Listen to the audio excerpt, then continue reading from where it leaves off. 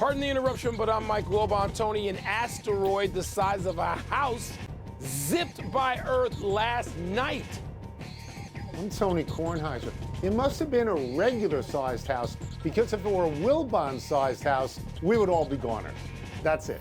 You know, that's interesting because I live out here in Arizona on one floor, just one floor. Right. I don't have an attic like you that you can be in for 2 or 3 years, and then a basement like you that you could be in 2 or 3 years. Yeah. I got one floor. I got one simple floor. You know what I'm saying? Have you ever considered that the blueprint of one floor can be bigger than 5 other houses? You've got the house in Maryland, you got the house in Arizona, you got the house in Chicago. How many houses does a person need? There's no Welcome house to PTI, boys and girls. On today's episode, tiny place. Florida wins by 20. Freddie Freeman gets his 2,000th, and Victor Wembanyama, your boy Wilbon, withdraws from the World Cup of Basketball. But we begin today with Aaron Judge, who refuses to give a date for his return from that defensive play in right field that tore a ligament in Judge's big toe. He's now been out for 3 weeks and 18 games, and Judge said, quote, "I'm not going to give you any timeline. I just got to get better, and then I'll be out there," unquote. In Judge's absence, the Yankees are 8-10. Wilbon, I concede you had this thing right all along. So what does Judge's continued absence mean for the Yankees? It means continued mediocrity, particularly offensively. And he's also a pretty darn good defensive player, as we chronicled a couple of different times, you know, in the first half of this season. Yeah. Aaron Judge is the guy in New York. And this is not a lineup with Ruth and DiMaggio. Ruth and Garrick. It's just Ruth. I mean, there are other good hitters in that Yankee lineup, but they don't, play off of Judge in any way that makes you think it's a great tag team. And Tony, I don't blame him. I mean, people get so carried away right now with these timelines, and they're so phony, or they just sort of, they carry out the agenda of one party. And if I'm Judge, I say, you know what? I'm back out here. You know, I'm not a loafer. Nobody can accuse me of that. There's nothing in my history that says I'm a slacker. I'll be back out here when this toe feels fine, when this foot feels good enough to play, and so I can be like I was in that first third of the season. So I don't mean to diminish Aaron Judge in any way with what I'm going to say. He's the American League MVP. He hit 62 home runs last year. But these are the New York Yankees.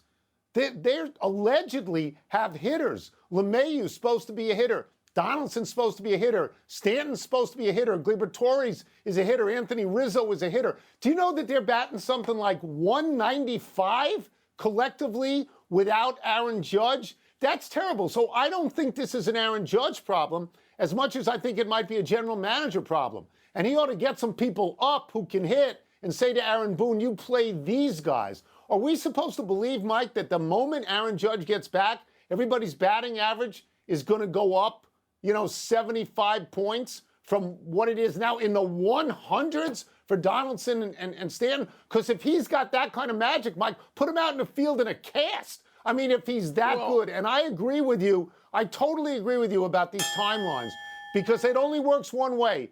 If Aaron Judge doesn't get back on time, people think there's something wrong and they're not getting the truth for Aaron Judge. Everybody's body is different. You give him the time that he needs, or else you make an enemy out of a player who's your most important player. And Tony, and we've seen that over the years in various places. But Tony, I'm not going to say it's a general manager problem. It's a hitter problem. Those guys you named are all accomplished hitter. So do your job, to quote Bill Belichick. Do your job. I mean, get better. Right. Get better. Let's move to the Men's College World Series, which will be decided in tonight's rubber match between LSU and Florida. The Gators bounce back from Saturday's Game 1 loss to win Sunday's Game 2, 24-4. Tone, does Florida's huge win give the Gators some kind of edge tonight? So let me ask you a question, because it's an important question. Is the same pitcher that went out there last night going out there tonight? Because if there's a different starting pitcher, then no, it doesn't really mean anything. I mean, LSU is going to have the same chance that it has to win any other game in the College World Series so far, and they've been 10-2 so far. I actually think, Mike, if it's not the same pitcher, it doesn't predict anything. But if you lose 24-4, you can actually laugh that off. because it's so Yeah. crazy. It's so bizarre. I mean, LSU is a 7-time champion in the College World Series. So no, I don't necessarily think that it means anything. And I'll give you an example from the major leagues this weekend.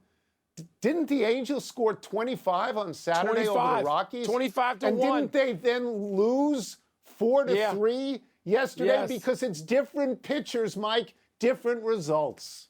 There's no carryover. And I guess it was Earl Weaver, we always talk about this, who once famously said, momentum is tomorrow's or tonight's starting pitcher. And so That's right. That's the deal. And, Tony, I've been paying more attention than usual to these World Series games, and it's not like the softball. It is not like the softball where you saw a lot of 2-1 games. There have been crazy games. There have been 14-11 games. Some of these scores look like football scores, and there's been a lot of hitting and a lot of home runs and high-scoring games, and it means nothing the next day. There's not particularly any momentum out there. So we'll see what LSU can do when it comes to putting a pitcher out there, somebody that, they're pretty deep. They may not be able to run their ace out there, but, LSU, like you said, Tom, they're an accomplished team in this. I'll just say this one thing, that history actually favors Florida. 10 times the College World Series has gone to a third game. 7 of those times, the team that won Game 2 wins Game 3 the last 5 times in a row. And Florida did, if I'm not mistaken, Florida did beat LSU in the College World Series, I believe, in 2017. So history does favor them. We move on. Victor Wembanyama told the French newspaper L'Equipe that he will not be playing in the upcoming World Cup. Wembanyama's concern is playing too many games, citing his recent French pro team schedule and next season's NBA games. Wembanyama is planning to play in Summer League for the Spurs, but not in the World Cup for his country. Wilbon, is this decision good or bad for basketball? Tony, it's bad in the short term because people want to see Wembanyama every day. They want to see he's the guy. You want to change your own personal schedule. I'm about to try and see Wembanyama. So I get that. So it's bad in the short term, and it's bad for that particular team. But my God, how many obligations can he fulfill? It's good in the long term. Now, I know it sounds like just an early dose of load management. Okay, yes, you and I make fun of load management all the time within the league structure. But this kid, Tony, they're playing too many games now from the age of 10. My son's 15. He's playing in Europe now, and he wound up playing about 55 games this year. This is insane for their bodies at this age. He's 19. He's already a pro. He's playing a pro schedule and getting knocked around by pro people. And will do that again come Halloween. So this is good for basketball and Wembanyama in the long term, though maybe not in the short term. We're going to have an honest disagreement here. I think this is terrible. I think that World Cup and the Olympics are those moments when teams other than the United States can show the rest of the world how good they are. If he's on the French team, he's going to be out there defending with Rudy Gobert. Can you imagine trying to get to the rim against him and Gobert? That is rejection city, Holmes. And I'll tell you this, Mike, I would much rather watch Victor Wembanyama play for France, his home country, where all of his dreams were nurtured, play for them against, say, Serbia or Canada or Spain or the United States, than watch him play in an utterly meaningless Summer League game in Las Vegas where the competition won't even be as good. I'm sorry he's made this decision. I understand the decision. It's his right to make this decision, but I'm sorry for it because I looked at the World Baseball Classic and I saw what that did for baseball. And I look at this World Cup and I think this is what you do. You play in these games and not the Summer League in Las Vegas. That's just my opinion. He'll play for France. He'll play for France. He got plenty of opportunities, including the Olympics, to play for France. He's not abandoning the French national team. He's just not going to play for him right now. He's already played a full season. How many seasons? And you know what? If he gets hurt, you're going to be the first person to call him a stick figure. No, I understand that, but people can get hurt no matter what. They can get hurt in the Summer League. I'll give you that. They can. Let's take a break. Coming up, Freddie Freeman gets hit number 2,000. Will he get to 3,000? And Marlins rookie starter Yuri Perez has been so good so quickly but should the team be cautious with him moving forward? Who should he You don't not play think for? seeing Gobert and Wembanyama out there on defense, you don't think that would be thrilling? You don't think that No. would result in great games? No, me seeing him I in do. Vegas courtside, that's going to be thrilling.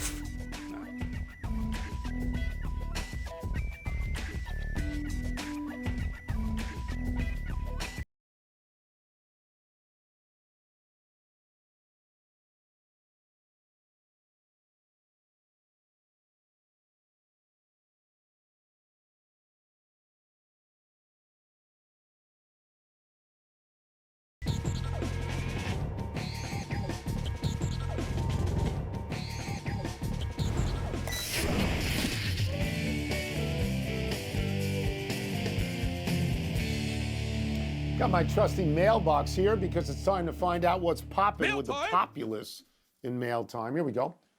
Freddie Freeman got his 2,000th hit. Says he wants to get to 3,000. Do you like his chances? Tony, I do actually.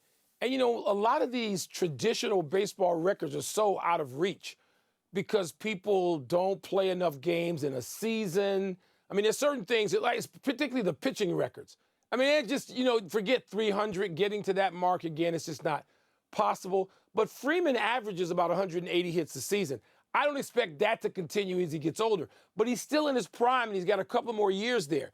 If he can average 135 hits a year, he can get there in like 7 seasons or even 6 or 7 seasons. And that would just be at about 40 years old. So I do like Freddie Freeman to get to 3,000, which would be a really big deal considering only, 33 people have reached that milestone? 33. I like that. Yeah. 33. Freddie Freeman right now is a first ballot Hall of Famer.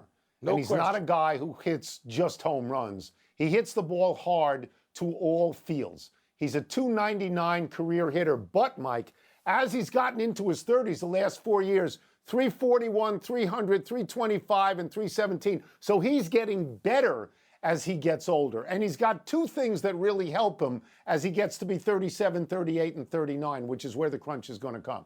One is that he's a first baseman. Not a lot of wear and tear on your legs when you're a first baseman. Your body survives that. And he's a lefty. He's going to see a lot of righting pitching, and he's a really great player. Mike, he's the greatest player ever against the Washington Nationals. You know how you hate the Cardinals, but you respect the Cardinals, and you hate the Packers, but you respect the Packers. Yes. I hate Freddie Freeman, and I love Freddie Freeman, and I respect him. And I think if he gets 175 hits per year for the next 6 years, he's over, and I hope he gets it. I Way do. over. He's a great If he player. gets 175, we'll be talking about will he get to 3,500 if he gets to 160. He averages 180. Why shouldn't he get 170, 75? Because Here you we get go. old. You get old. Like us. Should the we're old. Marlins proceed cautiously or confidently with 20-year-old pitching star Yuri Perez? Well, I think if you proceed cautiously now, you get to the point where you can be confident and proceed confidently. By the way, Tony, I didn't know until we started talking about this, preparing to do this, talk about this for a story, that he's 6'8". I mean, 6'8", I'm only a guy who 220. watches quick pitch every night, but 220. 6'8", wow. And that's a said lot bigger than, say, 220 Chris is thin. Sale, though, who's like 6'6" or 6'7" and weighs like 112.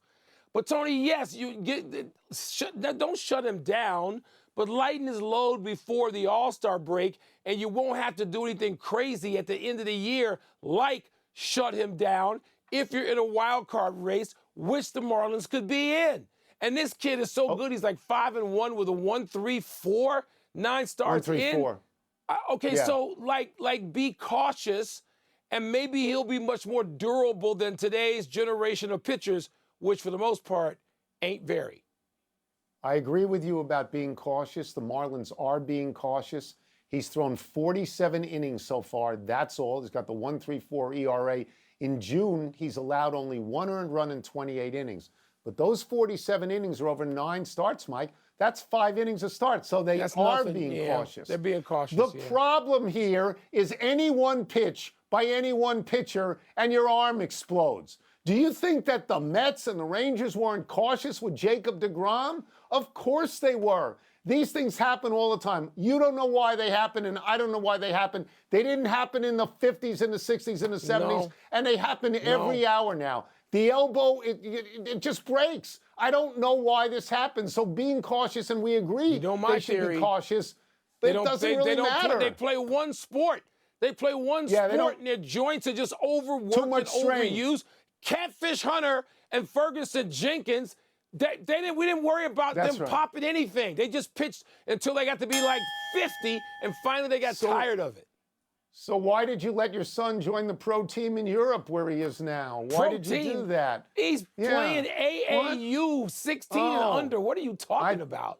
I thought him and Doncic were out there together at 15 years old. Oh. If he's with Doncic, I need to see a paycheck, okay? I need to see some scratch if he's playing with Doncic. Julio Rodriguez robs a home run and gets one robbed. Yeah. And the Hawks, the Atlanta Hawks, they moved John Collins, while the Suns are going to reportedly stick with DeAndre Ayton. I ain't buying that. I thought you hated I wouldn't stick with DeAndre Ayton. You want Ayton out, right? He's the reason. You know what you can stick with? I should have given some pub to Chris Paul. Our book is out, 61. People should go out. It finally came out. Didn't you write this 5 years ago? We don't when mention did you write Ayton. this? There's no mention of... Tonight on SportsCenter at 6 Eastern. Could social media posts be hinting at a team-up between Damian Lillard and Jimmy Butler? Plus, the latest buzz around potential NBA moves with free agency set to begin on Thursday. And what's it like to block for Lamar Jackson and Patrick Mahomes?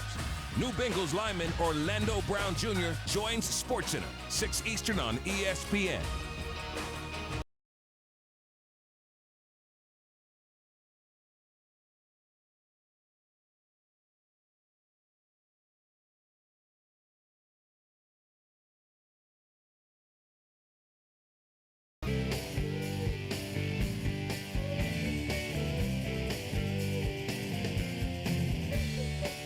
Happy time, people. Happy 49th birthday, Derek Jeter. Jeter is no longer running the Miami Marlins. That didn't work. Now Jeter is doing baseball on Fox. Indeed, Jeter made his TV debut in London this past weekend, and Big Papi gave him a Red Sox jersey with his name on it as a welcome gift, and Jeter immediately tossed it off the set. Jeter is, of course, best known for being number 2, the captain, Derek Jeter. He went into the Hall of Fame with 396 of 397 possible votes. 5-time World Series champion, 14-time All-Star, 5-time Gold Glove, 5-time Silver Slugger, and doesn't he look great behind the wheel in that Grand Wagoneer commercial? You know, most of these commercials is just junk. That one's so great when it says it has a captain's chair and Jeter is sitting in it. That commercial, as opposed to all the ones you slurped that aren't any good, like All Day Super Bowl Sunday, is great. Kudos to the marketing people. Don't say I never gave you credit. So weird to hear that from you. Happy anniversary, Tim Duncan. Around this day 26 years ago, the Spurs selected the Wake Forest big man with the first overall pick of the NBA draft. How'd that work out? With Duncan at the hub of the wheel, the Spurs won 5 championships. Duncan was probably a more important figure than even David Robinson, who was the Spurs' first overall #1 pick. Now they have drafted Victor Wembanyama with the 3rd overall #1 pick for that team. And as you can see from this picture, with Spurs greats Robinson, Duncan, Sean Elliott, and Manu Ginobili, Wembanyama towers over them. But will he deliver championships like them? He's a head taller than David Robinson, than the Admiral. How about that? You know, Tony, I know you're trying to pump the brakes, and that's very reasonable. I'm all in. I want to go to Vegas. I'm going to plan to go to Vegas if he plays in Summer League. If he plays in the one in Utah, I'm going to Salt Lake City. I want to be there when Wembanyama kicks it off. You should be there too. Get out of your basement. Come see. He should play in the World Cup. He should play in the World Cup for his country. Happy trails to a home run for Julio Rodriguez.